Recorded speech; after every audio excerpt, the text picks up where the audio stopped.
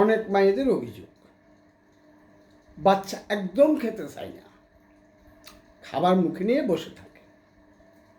পরিত্রাণের উপায় কি?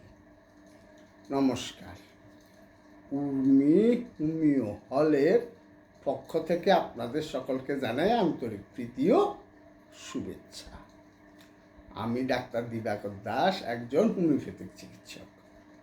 দীর্ঘদিন ধরে যৌন, মানসিক ও পুরাতন রোগীদের চিকিৎসা সেবা দিয়ে আসছি। খাবার মুখে নিয়ে বসে থাকে, খুব সমস্যা করে, এমন অভিযোগ প্রায় মায়েদের। বিশেষত 6 মাস বয়সী থেকে শুরু করে 5 বছর বয়সীদের মধ্যে খেতে না চাওয়ার প্রবণতা বেশি লক্ষ্য করা যায়।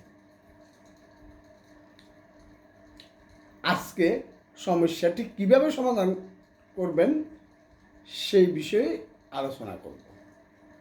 যদি আলোচনাটি ভালো লাগে তাহলে অবশ্যই চ্যানেলটি সাবস্ক্রাইব করে শেয়ার করতে ভুলবেন না এবং নতুন নতুন ভিডিওর আপডেট পেতে বেল আইকনটি অন করার অনুরোধ করছি।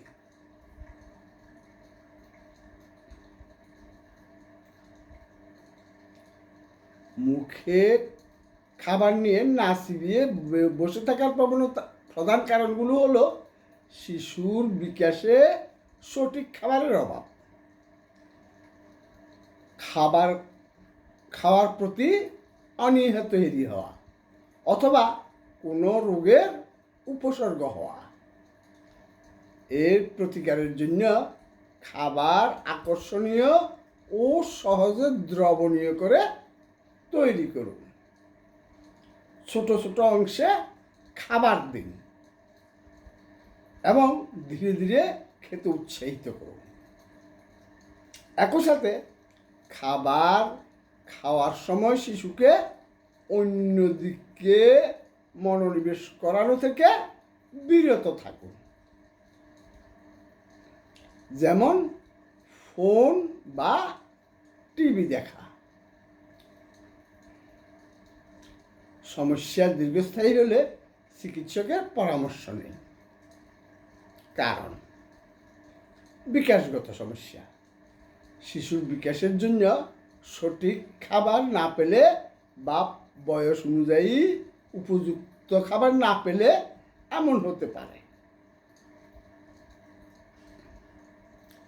খাবারে অনীহা, অতিরিক্ত খাবার দেওয়া বা জোর করে খাওয়ানোর কারণে শিশুর খাবারে অনীহা তৈরি হতে পারে। রোগ বা অসুস্থতা, জাবর কাটার মতো খাবার উগড়ে দেওয়া বা ওজন কমে যাওয়া কোনো রোগের লক্ষণ হতে পারে। অস্বাভাবিক খাদ্যাভ্যাস, মোবাইল দেখে বা অন্য কিছুতে মনোযোগ দিয়ে খাওয়ানো হলে শিশুর মুখের স্বাদ বা খাবারের প্রতি মনোযোগ নষ্ট হতে পারে। প্রতিকার, খাবার আকর্ষণীয় করুন। শিশুর পছন্দ অনুযায়ী রঙিন ও আকর্ষণীয়ভাবে খাবার সাজিয়ে দিন। সহজে দ্রবণীয় খাবার দিন। এমন খাবার তৈরি করুন যা লালার সাথে সহজে গলে যায় এবং চিবানোর প্রয়োজন হয় না, যেমন সেদ্ধ সবজি বা নরম ভাত। ছোট ছোট পিণ্ড করে খাওয়ান। ধীরে ধীরে খেতে উৎসাহিত করুন এবং ছোট ছোট পরিমাণে খাবার দিন। মনোযোগ দিয়ে খাবার দিন।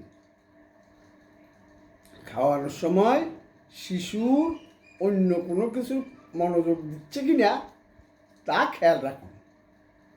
পর্যাপ্ত জল পান করান। খাবার খেতে না পারলে শরীর পানিশূন্য হয়ে যেতে পারে, তাই পর্যাপ্ত পানি বা পানি জাতীয় খাবার দিন।